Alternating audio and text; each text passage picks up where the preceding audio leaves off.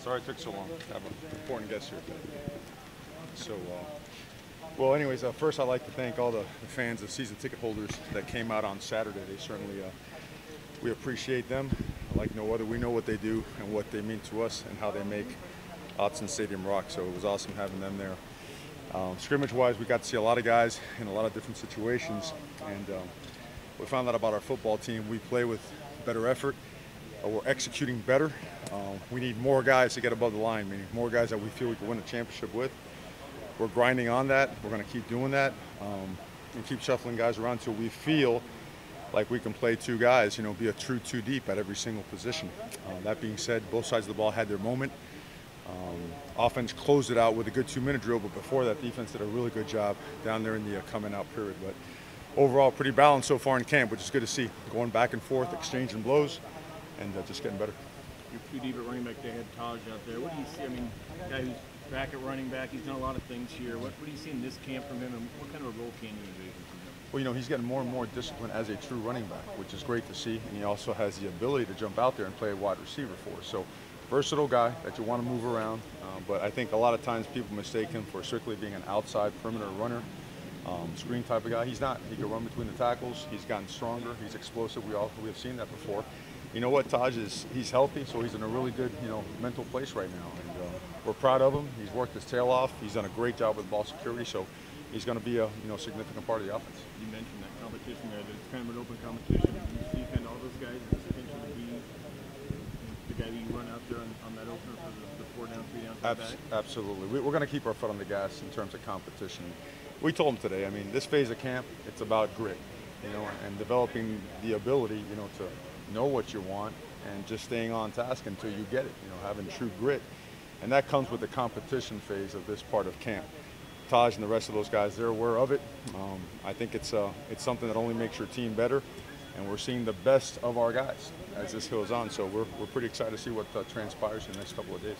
The last couple times you talked about Cyrus as a guy that's made some plays. What has he been doing that's caught your eye that's been so impressive about him?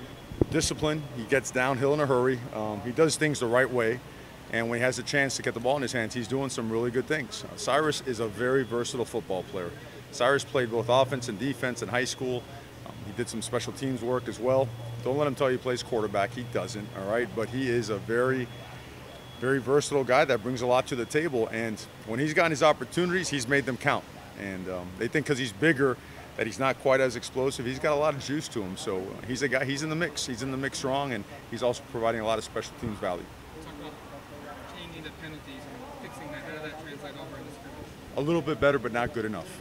There is improvement, and I think we got to get away from saying, well, the ones did a better job with it, but the twos didn't. Well, the twos are going to play. And it's on us as coaches to develop twos and threes so they can play just like ones, because we're going to need everybody. So in that respect, definitely not where we want to be as a whole team, better with the first unit. Penei and Dallas are out there today working with some of maybe that first unit. I know it's an organizational chart, but it looks like they're getting some reps. What went into that kind of move up to that? Seems like they've been cranking up the heat on the offensive line. That's all it is. And that's the way it should be. Those guys got to go in there and try to get comfortable being uncomfortable. So today, all those guys got shots with the ones. Penei did, Dallas did, George Moore did, moved Throck around a little bit. Throck played right, Throck played left, Throck played center. We want to see what the best combination is. We still have several days to experiment with that. And I think it gives those guys an opportunity. And you have to. You have to find out who can do it. And if they're not quite there, you have to find a way how you're going to develop them so that they have a role on the football team. Whether it's the line or their whole team in general, physicality has been something that you, preached since day one. The first scrimmage, did that show through, or are you needing more of that too? Well, it definitely showed through, but we're always going to ask for more. Without question, the way the program is designed and the things that we do, the blueprint of it, I think, we know what it is and what we've laid down for our guys. And they're parallels. They got to stay matched up, and they got to stay in a parallel. And so we're going to demand more physicality. Tomorrow, we're going short yards and goal line. And then later this week, we're going to run 4-minute, 2-minute competition drill where, one side's got to take the air out of the ball, right? Get a couple first downs while the defense stops them. And then the flip side's got to run 2-minute and try to score, and then flop that as well. We have to get in that mentality of, look, situational football is it's technique, it's execution, but it's also physicality. So we're applying it to everything we do. After the scrimmage on Sunday, do you guys feel like you're far ahead of where you were last year at this same time, or in your opinion? Yeah, but I'm not going to tell them, so please don't put this out there. Yeah, we're definitely, we've gained ground because of familiarity. Our install, last year we kind of had to run through practice 12, 13, 14 to get it all in. It's in. It's been in, and now we're going back and reinstall and to give our guys a chance to do it for a second time even better. So we feel we are farther ahead, but we just don't want to let that be anything that affects us and lets human nature kind of make us go backwards.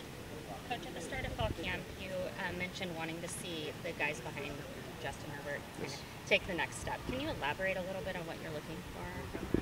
Well, I think they're already behind him. I do believe that. I think you guys see whenever he takes the field and as he goes, a lot of times that's how our team goes. So everyone loves him.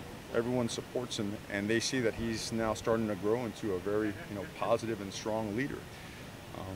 But he's not a finished product, and he knows that. So I think the combination of his teammates bringing out the best in him wanting to be better, and us putting him in situations where he has to be a leader, I think all that stuff is a nice combination where we're seeing the best of Justin Herbert to date. The best is still ahead, but to date, the best of Justin Herbert. And in terms of the quarterbacks behind him, well, obviously in competition with him, the other quarterbacks, what are you looking for from them in terms of that next step? I'll tell you, I'm hard on those guys. I really am, and for a reason, because we love our players, right? And we want to make sure that we push them and we confront them because we respect them. We want the best. And you've seen both guys push, and then one push ahead of the other, and then it's been pretty steady, pretty even. Braxton got a little bit ahead today, but it's been back and forth the whole time. There's plenty of respect between those guys as well. They understand it, and they're both willing to do whatever it takes to help the team win. So we feel confident they're both going to be ready to play winning football. Are your punt return, kick return guys starting to show you who's going to be the guy? I think so. That's a pretty exciting part. We have several guys back that have done really well. Dylan Mitchell's done well. Ugo has done well. Jalen Red, Taj. J.J. Tucker's done a nice job back there. Tony Brooks-James on the kickoff return has always been a guy we put back there.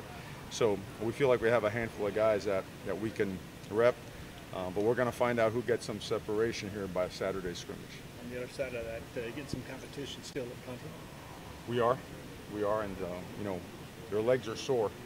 Those guys are a little bit of a different breed now. You got to make sure they can't be doing the same stuff we're doing, or they'll be worn out in camp. So if anyone wants to volunteer to punt and give us a breather in between reps, please come on out. We'd appreciate it. But they've all done really well. I mean, Blake and Stack have done a really good job, and Snee is really, he's dug in there and he's new, and this is all a brand new setting, but only took him 22 hours to get over here on a couple of flights. But I tell you, those guys, they're a unique bunch because they stick together, they work out, and they're always like critiquing each other in terms of technique to get better.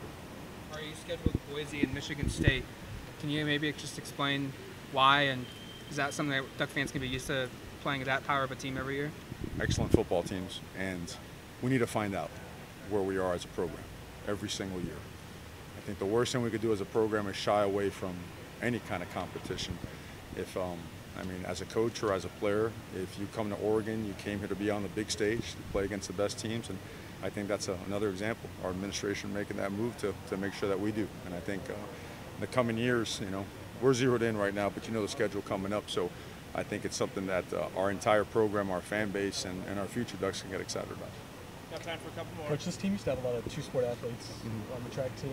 Would that be something, if someone came up to you and expressed interest in that, would you encourage that, or would you want them to someone that's on our team to go run track? Yeah. During track season, absolutely. Now, without compromising spring football. And we've done it before, whether it be back in the day at Miami. Heck, I think our 4x1 team was Santana Moss and Reggie Wayne and Ed Reed. Those guys weren't too bad, right? And it helped them competing and going out there and running, on Saturdays. It helped them develop as football players too. So we all know that our track team and our track coaches are the best in the country, and we respect that and we encourage that. All right, what is unique about what Marcus brings to the OC role? Is there a style of plays that he's bringing from his various influences with Tedford and Oklahoma State, or what's unique about him? He's the most detailed guy you'll ever see. He's worth one of these days.